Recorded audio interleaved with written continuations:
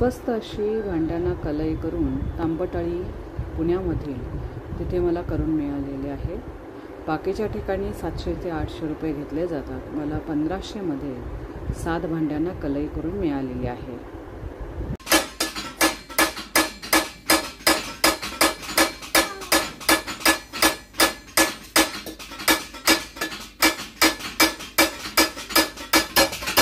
हे भांड्यांना कलई करण्यासाठी आणली होती, ही कलई केलेली आहे।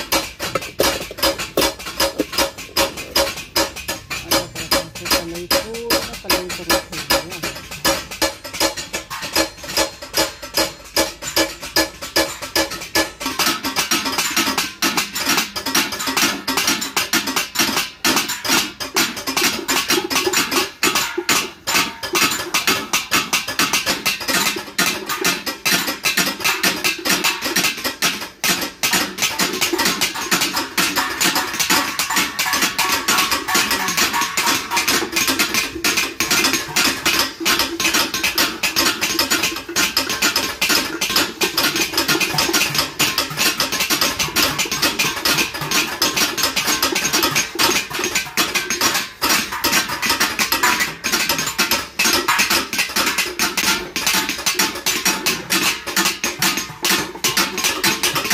पुण्यातील तांबटअळी तिथं मी आज भांडी ही कलई करण्यास दिली होती। ही मी 4 दिवस आधी दिली होती। कढई माझी जी आहे ती पूर्ण पाठीमागून तळणीची असल्यामुळे ब्लॅक झाली होती। ही मी पॉलिश करून घेतलेली आहे, त्यामुळे नवीन अशी दिसते। ही पण पूर्ण अशी काळी होती, त्याला पॉलिश करून घेतले, त्याचे मी 200 रुपये एक्स्ट्रा दिलेले आहेत। आणि 7 भांडी कलई करून घेतलेली आहेत मी।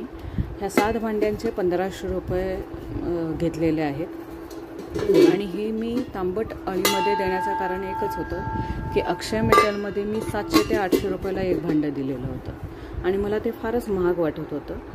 त्यामुळे मी थोडीशी माहिती काढली। ते तांबटअळीमध्ये प्रवीण आहेत, प्रवीण हँडीक्राफ्ट म्हणून पण आहेत।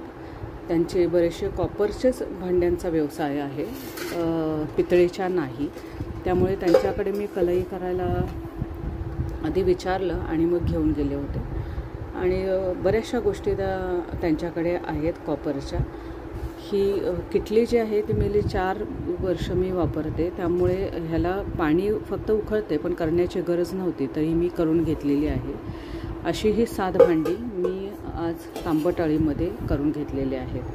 तेव्हा तांबटअळी किंवा भोरअळी हे जे पुण्यातल्या अळी आहेत आणि पेठा आहेत, त्या वातावरणात गेली मी 10 वर्ष वावरत होते आणि आता मुंबईला माझं शिफ्टिंग आहे। त्यामुळे जाण्याच्या आधी मला मुंबई किंवा पनवेलमध्ये मिळेल की नाही ह्या दृष्टीनं परत मला 1-1.5 वर्ष शोधायला लागेल।